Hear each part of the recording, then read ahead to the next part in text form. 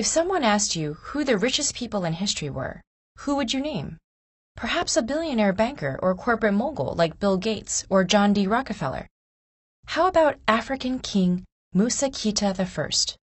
Ruling the Mali Empire in the 14th century CE, Mansa Musa, or the King of Kings, amassed a fortune that possibly made him one of the wealthiest people who ever lived. But his vast wealth was only one piece of his rich legacy. When Mansa Musa came to power in 1312, much of Europe was racked by famine and civil wars. But many African kingdoms and the Islamic world were flourishing, and Mansa Musa played a great role in bringing the fruits of this flourishing to his own realm. By strategically annexing the city of Timbuktu and re-establishing power over the city of Gaul, he gained control over important trade routes between the Mediterranean and the West African coast, continuing a period of expansion which dramatically increased Mali's size. The territory of the Mali Empire was rich in natural resources, such as gold and salt. The world first witnessed the extent of Mansa Musa's wealth in 1324, when he took his pilgrimage to Mecca.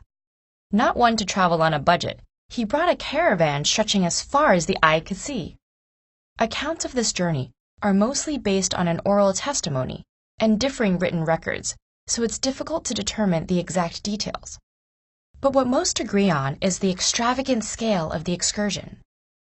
Chroniclers describe an entourage of tens of thousands of soldiers, civilians, and slaves, 500 heralds, bearing gold staffs and dressed in fine silks, and many camels and horses bearing an abundance of gold bars.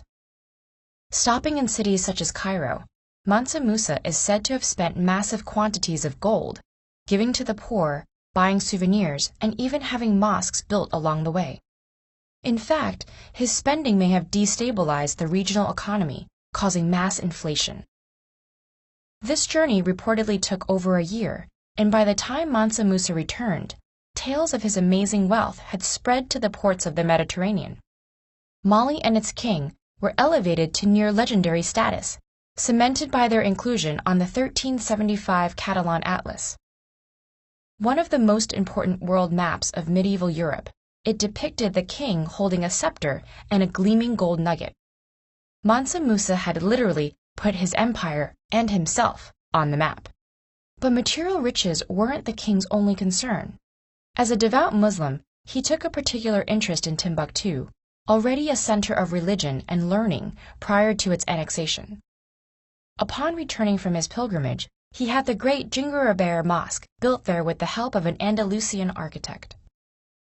He also established a major university, further elevating the city's reputation and attracting scholars and students from all over the Islamic world. Under Mansa Musa, the empire became urbanized, with schools and mosques in hundreds of densely populated towns. The king's rich legacy persisted for generations, and to this day there are mausoleums, libraries, and mosques that stand as a testament to this golden age of Mali's history.